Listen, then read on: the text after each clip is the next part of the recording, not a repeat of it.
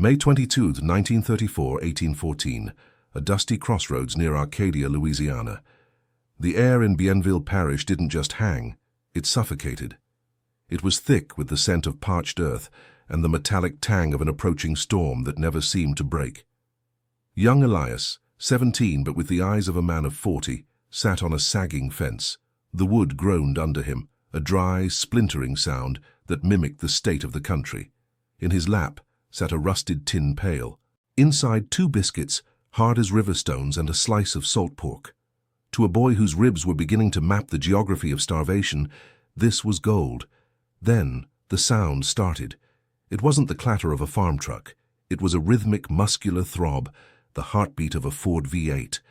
The car drifted into view like a desert mirage. It was a 1934 Deluxe, coated in a layer of fine, tan silt. It looked out of place among the skeletal trees. As it slowed, the driver's side window rolled down. The man behind the wheel, Clyde, had a face like a hatchet, sharp, scarred, and restless. His eyes didn't look at Elias. They scanned the tree line, the ditches, the horizon. He was a man who had forgotten how to blink. Beside him, the woman, Bonnie, was curled into the seat like a wounded bird. A red beret sat lopsided on her head. She looked at Elias's pail. She didn't ask. She just exhaled a breath that smelled of cheap tobacco and exhaustion. Elias didn't see public enemy number 1. He saw 2 people who looked like they were running out of oxygen. He stood up, his boots crunching on the gravel. Crunch, crunch, crunch, and offered the pail. "Take it," Elias whispered. "I ain't much for eating today anyway." Clyde took the pork with a hand that didn't tremble, but his knuckles were white as bone. "You got a name, kid?" "Elias." "Elias," Clyde repeated, testing the weight of it. "Go home, lock the doors. Don't tell the law you saw a soul. You're a good kid. Don't let 'em ruin you." The engine roared, a violent cough of exhaust, and they were gone. To understand why those biscuits were the most expensive meal ever served in Louisiana, we have to look at the trap that was already being built in the shadows. 3 days earlier, in a smoke-filled room in Marshall, Texas, the legend was being dissected by men with badges and cold hearts. Frank Hamer, a man who looked like he was carved out of granite, sat in the corner. He didn't drink the coffee. He didn't join the chatter. He just cleaned his fingernails with a pocket knife. "They're icons," a local sheriff complained. "The people, they don't see killers. They see Robin Hoods. They give 'em water. They give 'em gas. They give 'em silence." Hamer looked up, his eyes 2 dark pits. "They aren't icons, they're physics. Everybody has a limit. Every engine has a mile. They're tired. And when people get tired, they get nostalgic. They'll head for home." The home Hamer was talking about was the Methvin farm. He knew that loyalty in the Depression was a flexible concept. He knew that for $500 and a promise of a pardon, a father would sell his own soul, let alone a friend's. Back in Arcadia, the town was pulsing with a strange energy. The local general store was a hive of whispers. People talked about the Barrow Gang, the way they talked about the weather, as an inevitable, destructive force of nature. Elias walked through the store, feeling the silver coin in his pocket, the one he'd saved for a month, and felt like a spy. He had touched the legend. He had looked into the eyes of the ghosts. He didn't know that Hamer was already in town, checking the hotel registries, watching the roads and waiting for the one mistake that every outlaw eventually makes, trusting a man who has nothing left to lose. May 23, 1934, 01:15. The Methvin farm. The secret was kept in a barn, whispered over the smell of wet hay and manure. Ivy Methvin, a man whose spine had been bent by poverty, stood before Hamer and the posse. "They're coming tomorrow," Ivy whispered, his voice cracking. "Clyde said they'd be back by dawn to meet my boy Henry." Hamer didn't smile, he just nodded. "You stay on the road, Ivy. You take the wheel off your truck, you make it look like a breakdown. When they stop to help, you get in the ditch. If you move an inch before the firing starts, you're just another body in the dirt." This was the chessboard phase. Hamer wasn't interested in a fair fight. He was an executioner. He positioned his 6 men, the best shots in the South, behind a screen of pine branches. They had 167 rounds of ammunition between them. Elias, meanwhile, was miles away, tossing and turning in his loft. He kept seeing the woman in the beret. She looked like his sister, the one who died of the flu because they couldn't afford a doctor. He felt a sickening realization. The law was coming, and they weren't coming to arrest. They were coming to erase. The social hierarchy of the South was clear. There were the bankers, the law, and the poor. For a moment, Elias had felt like he was on a side. But as the sun began to peek over the horizon, he realized there are no sides in a slaughterhouse, only the butchers and the meat. May 23rd, 1934, 0910, Highway 154. The morning was beautiful in a way that felt insulting. The sun hit the dew on the grass, making the fields sparkle like they were covered in diamonds. Hamer and his men had been in the brush for 7 hours. Their legs were cramped, their eyes were stinging from the gnats. Suddenly the sound returned. The tan Ford V8 appeared, cruising at a leisurely pace. Clyde was driving, his sleeves rolled up. Bonnie was eating a sandwich, the very biscuits Elias had given them the night before. They were relaxed. They thought they were among friends. Clyde saw Ivy Methvin's truck on the shoulder. He saw his friend's father standing by the jack. Being a man of the road, Clyde did the one thing that would seal his fate. He slowed down. Elias was watching from a ridge half a mile away. He had snuck out, driven by a premonition he couldn't name. He saw the Ford glide to a stop. He saw Ivy Methvin dive into the bushes like a rabbit. The silence that followed was the loudest thing Elias had ever heard. It was the silence of 6 men holding their breath. It was the silence of a hammer cocking. It was the silence of a legend about to be turned into lead. The first shot didn't come from a rifle, it felt like it came from the earth itself. Prentice Oakley, one of the deputies, didn't wait for the signal. He fired a single round that hit Clyde Barrow square in the temple. Clyde died instantly, his head snapping back as the car began to roll slowly forward. Then the world exploded. 167 bullets. They ripped through the steel skin of the Ford like it was wet paper. The sound was a jagged, relentless roar. Pop, pop, pop, thud, thud, pop, pop. Elias watched from the ridge, paralyzed. He saw the glass shatter into a fine mist. He saw the car door kick and jump as lead chewed it to pieces. Bonnie's scream was short, sharp, and cut off by a burst from a Browning automatic rifle. The posse didn't stop firing when the car stopped moving. They fired until their magazines were empty. They fired into the seats, into the floorboards, into the very air. When the noise finally stopped, the only sound was the hiss of the radiator and the ticking of the cooling metal. Elias ran down the hill despite the danger. He reached the edge of the road just as the smoke was clearing. The car looked like a sieve.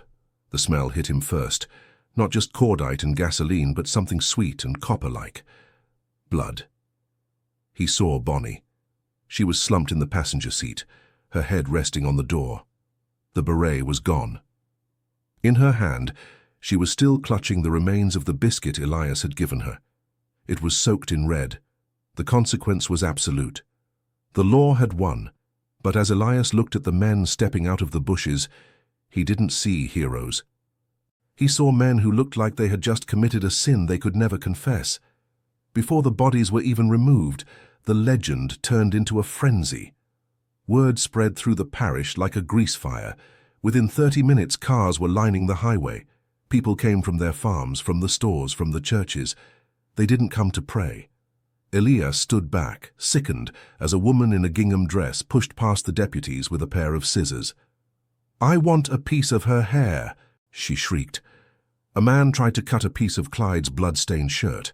Another started collecting the shell casings like they were holy relics. "Get back!" Hamer roared, but he sounded tired. The monster he had hunted was dead, but he had unleashed a different kind of monster, the public's thirst for the macabre. Elias noticed a small leather-bound book that had been blown out of the car. It lay in the dirt, its pages fluttering in the wind. He picked it up. It was Bonnie's journal. They don't think they're too smart or desperate. They know that the law always wins. They've been shot at before, but they do not ignore that death is the wages of sin. He tucked the book into his shirt. He felt a heavy, cold weight in his chest. He realized that the effective legend was a lie. There was no glory here. There was just a girl who liked poetry and a man who liked fast cars, both reduced to a roadside attraction. May 24th, 1934, Conga's furniture store and funeral parlor. The next day, the town of Arcadia was the center of the universe. 10,000 people descended on the small town. The bodies of Bonnie and Clyde were laid out on ice at the local furniture store. Elias sat on the sidewalk outside, watching the line of people. They were laughing, they were eating popcorn. It was a carnival. A hand touched his shoulder. It was his father. "We're going home, Elias. This place, it's got a sickness on it now." "They ate my food, Pa," Elias whispered. "I'm the one who fed 'em." "You fed 2 hungry people," his father said firmly. "The rest of this is the world being the world. Don't you let it take your heart." But the world wasn't done with Elias. As they walked toward their truck, a black sedan pulled up. A man stepped out, tall, thin, with a face full of grief. It was Henry Barrow, Clyde's father. "I'm looking for the boy," Henry said. Elias stepped forward. Henry didn't yell. He didn't blame. He reached into his pocket and handed Elias a silver watch. Clyde had a lot of things that didn't belong to him, but this was his granddaddy's. He told the Methvins to give it to the kid who shared his meal. He said a man who gives when he has nothing is the only man worth a damn. Elias took the watch. It was heavy. It was a legacy of blood and kindness, intertwined so tightly they could never be separated. The watch brought nothing but trouble. Within 48 hours, the local deputies were at Elias's door. They didn't care about the kindness. They wanted to know what else Clyde had given him. They wanted the Barrow loot. "We know they had thousands from the bank in Lancaster," Deputy Bob Alcorn said, leaning into Elias's space. His breath smelled of peppermint and stale tobacco. "Where's the bag, kid? Where'd you bury it?" "There is no bag," Elias said, his voice steady despite the trembling in his knees. They were hungry. People with money don't eat cold biscuits in a ditch. The deputies didn't believe him. They tore the farmhouse apart. They ripped up floorboards. They knocked over his mother's jars of preserved peaches. They left the house a wreck and the family's reputation in tatters. This was the social consequence. In the eyes of the law, Elias was now the Barrow boy. In the eyes of the neighbors, he was a target. That night, Elias sat in the dark. He held the watch and Bonnie's book. He realized that the legend was a fire. If you stood too close, you got burned. If you stood too far, you froze. He decided he was done being a spectator. Elias walked out to the Blackwood Creek. The moon was a sliver of silver in the sky. He looked at the watch. He looked at the book. He thought about the 167 bullets. He thought about the woman trying to snip Bonnie's hair. He realized that if he kept these things, he would never be free. He would always be the boy who fed the killers. He would always be the boy the deputies watched.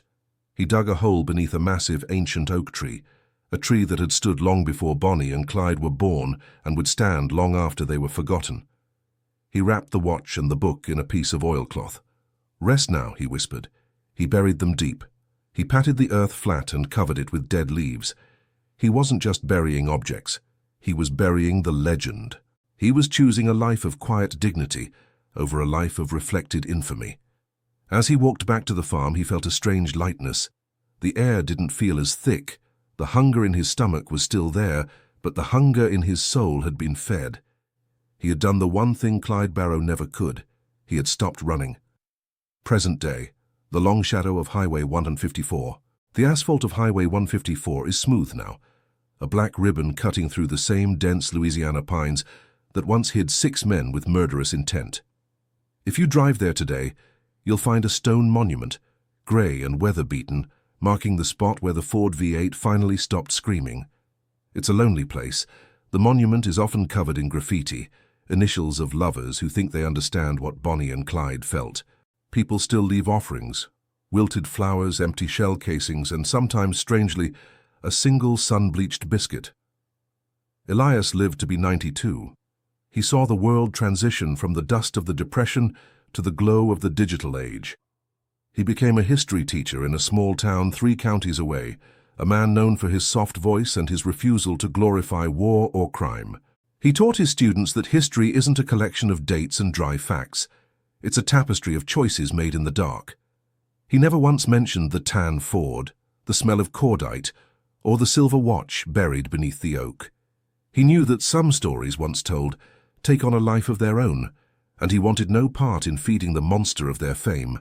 But the past is a persistent ghost. In his final years, sitting on a porch that looked remarkably like the one his father once owned, Elias would watch the sunset and hear the echoes.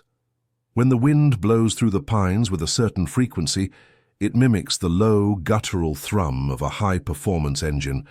If he closed his eyes, he could still see the red beret fluttering in the dusty breeze and hear the faint, melodic laugh of a girl who didn't know she was 24 hours away from eternity.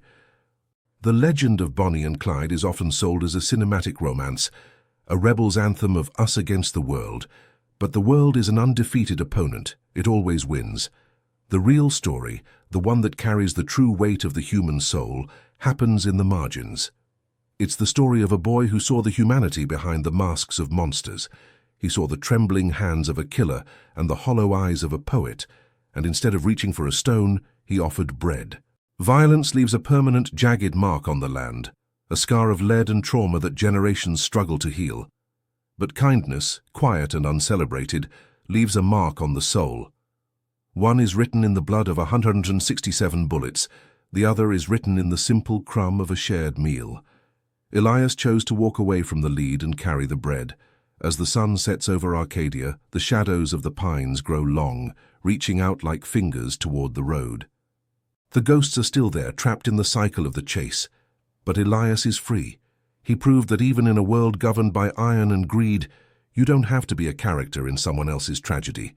You can choose to be the person who remembers that before they were legends, they were just hungry. Which one would you choose to remember? The roar of the guns or the boy who stood his ground? Thank you for staying with us until the end of this journey.